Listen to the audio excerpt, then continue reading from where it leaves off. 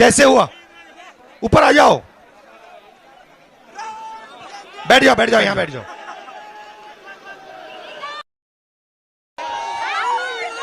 यहां बैठो, यहां बैठो, बैठो यहां। कैसे लगा आपको ये? नहीं, हाथ में कैसे चोट लगी? काम करता है उनमें मेरा हाथ चल गया। कैसे कैसे? मशीन में चल गया। भाई का काम करते थे? हाँ, रूल चलाना, ये करना, हम बहुत कुछ जानते हैं। हमारे आपके पापा, दादा, इनका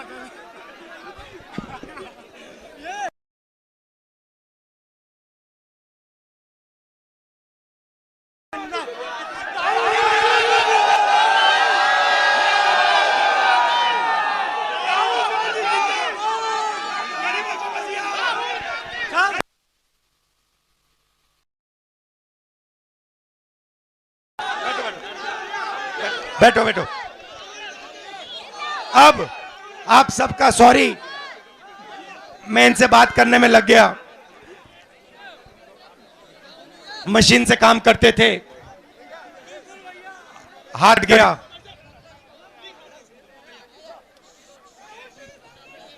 काफी कष्ट हुआ होगा आपको।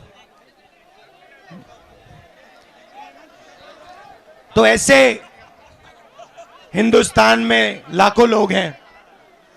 आपकी सरकार ने मदद की? किसी ने आपकी मदद की? किसी ने नहीं किया आपकी मदद। तो भारत जोड़ो का मतलब नफरत मिटाओ, नफरत के बाजार में मोहब्बत की दुकान खोलो। और ये काफी आसान होता है, इतना मुश्किल नहीं होता। जैसे कभी कभी होता क्या है, जैसे मैं यात्रा में चल रहा होता हूं तो बीजेपी का कोई, जैसे आज बीजेपी के 3-4 झंडे लिए खड़े थे तो चिल्ला रहे थे वो। मैं गाड़ी से उतरा, मैंने जाके हाथ मिलाया, मैंने उनसे कहा भैया कैसे हो, और वो चिल्लाना बंद कर गए, फिर मुस्कुराना बंद शुरू कर दिया, और फिर जब मैं जा रहा था मुझे ऐसे कर रहे थे। तो आसान होता है, इतना मुश्किल नहीं होता। और ये क्या होता है, जब कोई जीवन को नहीं, सुनो सुनो, जैसे ये है, भैया आपका नाम क्या है? हाँ, ये गोकुल जी हैं, ठीक है? हाँ, गोकुल जी हैं ये।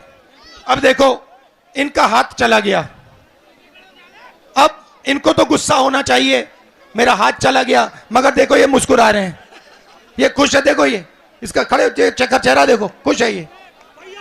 तो मेरा कहना है, जो अपने जीवन का सामना नहीं कर सकता, जो डर जाता है, वो ही उसी के अंदर नफरत पैदा होती है।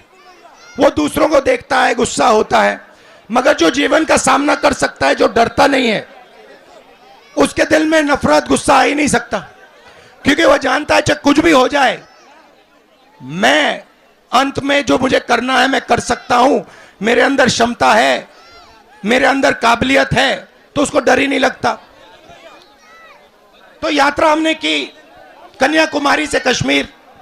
अब अजीब सी बात आपको बताएं, 4000 किलोमीटर हम चले, 30 किलोमीटर 25-30 किलोमीटर रोज चलते थे। शाम को हमें पता नहीं लगता था, थकान नहीं आती थी, और हर रोज मैं अपने आप से पूछता था ये हो क्या रहा है, 30 किलोमीटर चल लिया, जितनी शक्ति सुबह थी उतनी शक्ति शाम को है।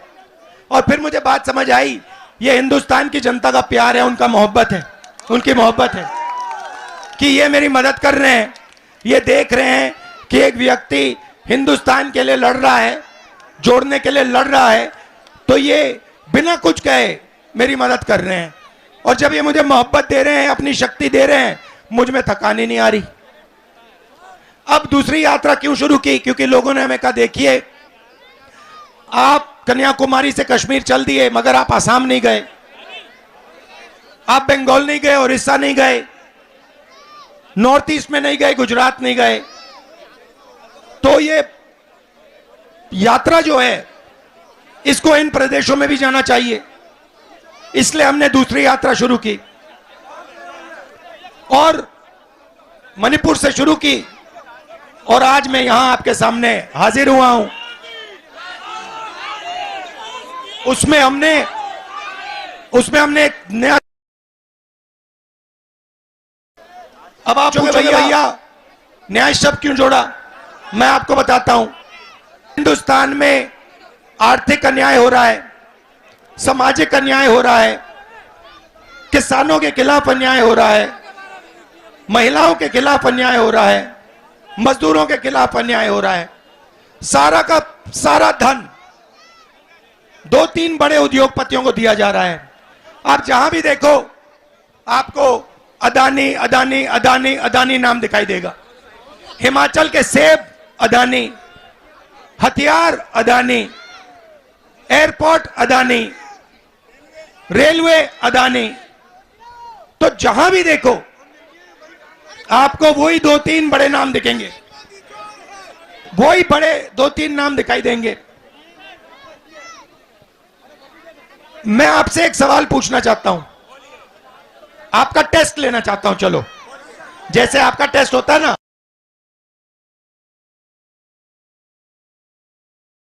पिछड़े वर्ग के कितने लोग हैं? 50%।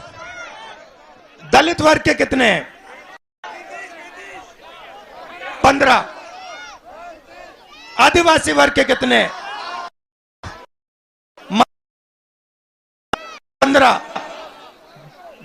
गरीब जनरल का 5-6% हो जाता है। अब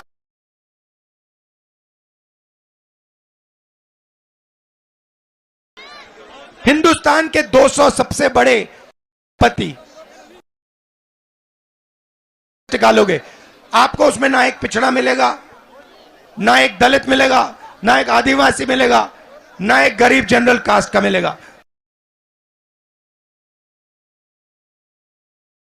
सबसे बड़े ब्यूरोक्रेट्स की लिस्ट निकालो, 90 हैं जो हिंदुस्तान को चलाते हैं, दिल्ली में काम करते हैं, हिंदुस्तान के बजट को बांटते हैं। वो लिस्ट निकालो।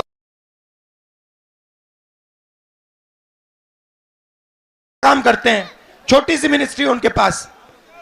जो बड़ी बड़ी मिनिस्ट्रियां हैं उसमें ना पिछड़ा है, ना दलित है, ना आदिवासी है। सही है ना? देखो, आपका नाम क्या है? बुलबुल यादव। बुलबुल यादव जी,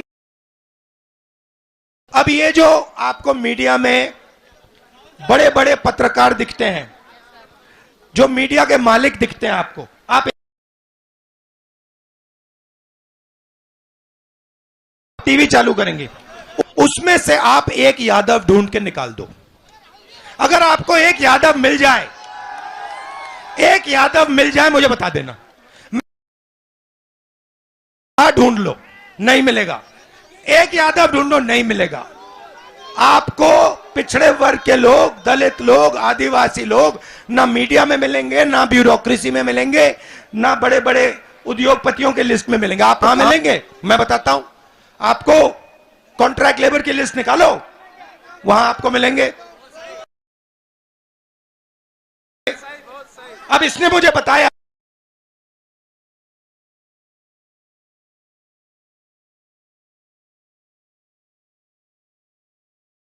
अब इनके पापा को कैसे खत्म करने की कोशिश की। पहले जीएसटी लागू की, नोटबंदी लागू की, और इनका जो पापा का जो कैश फ्लो होता है रोक दिया। क्यों? जहां इस बिटिया का पापा की दुकान है, अदानी फ्रेश, अंबानी फ्रेश खुल जाए, या किसी बड़े उद्योग की दुकान खुल जाए,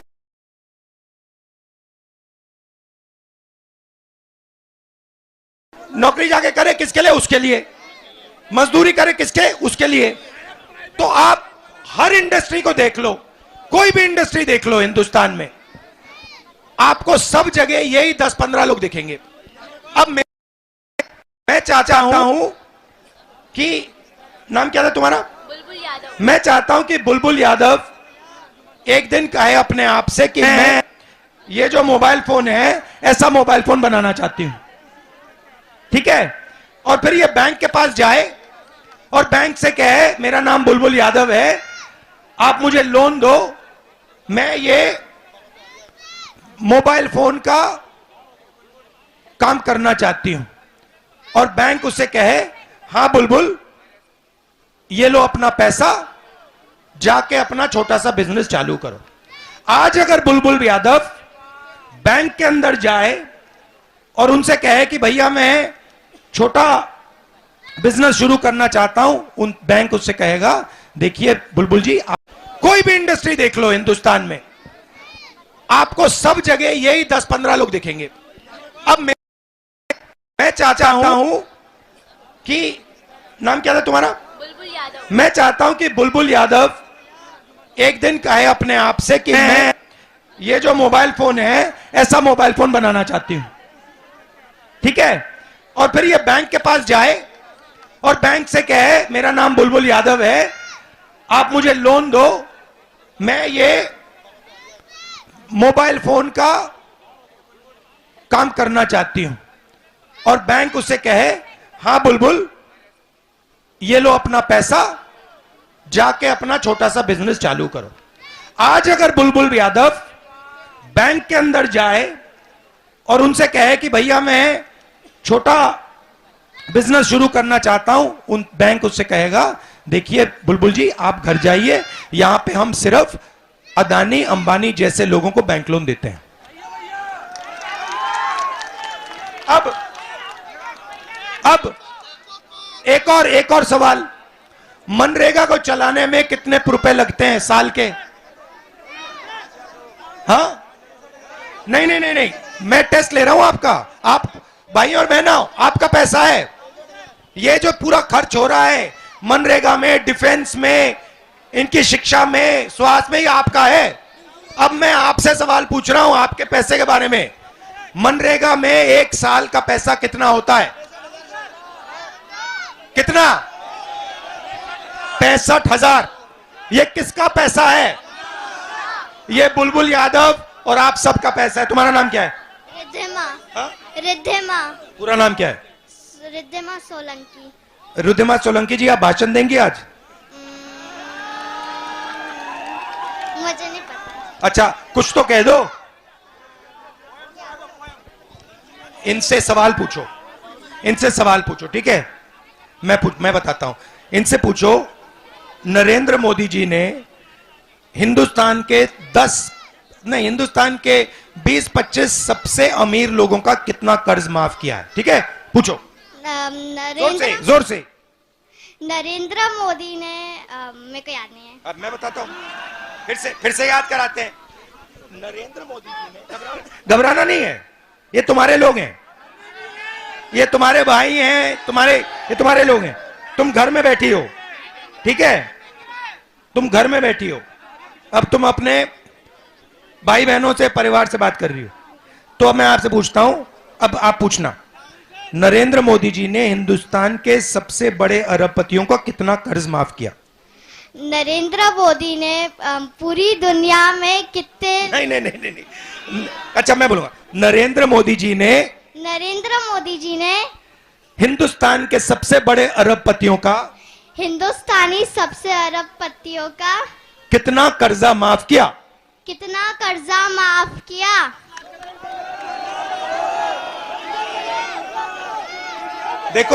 देखो इनका पैसा है, इनको मालूम ही नहीं। 16 लाख करोड़ रुपया आपका पैसा, 20-25 लोगों का कर्जा माफ किया। अब मैं आपसे पूछता हूं, नहीं आप पूछोगी, अब आप पूछो, कितने साल मनरेगा का पैसा माफ किया? कितने साल? जोर से। कितने साल मनरेगा का कर्जा माफ किया? एक भी नहीं। मनरेगा को चलाने में 65,000 करोड़ रुपए लगते हैं। नरेंद्र मोदी जी ने 25 लोगों को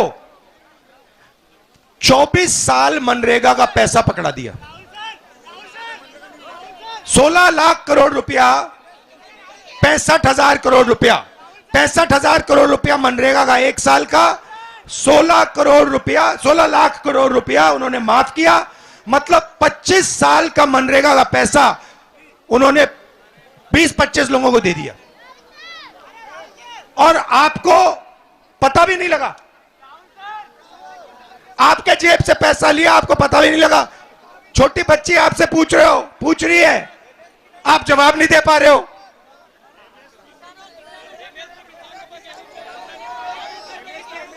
आ जाओ आ जाओ आ जाओ।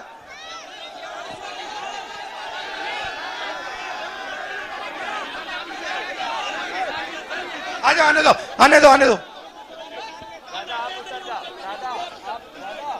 दादा इनको आने दो, भैया इनको आने दो।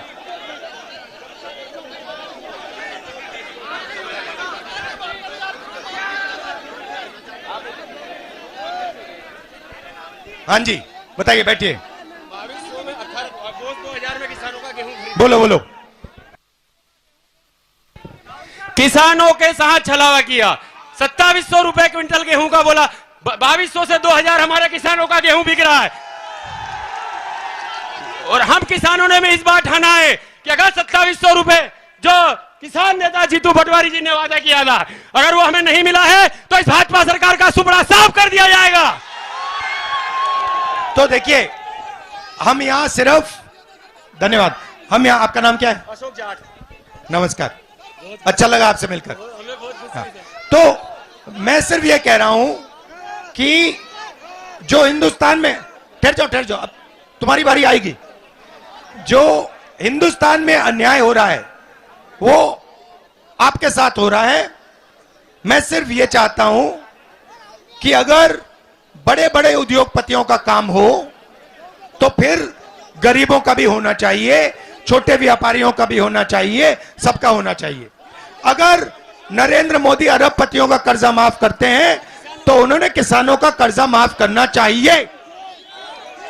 बस यही कह रहा हूं मैं। आप सब आए, दिल से आपका धन्यवाद करता हूं, बहुत बहुत धन्यवाद।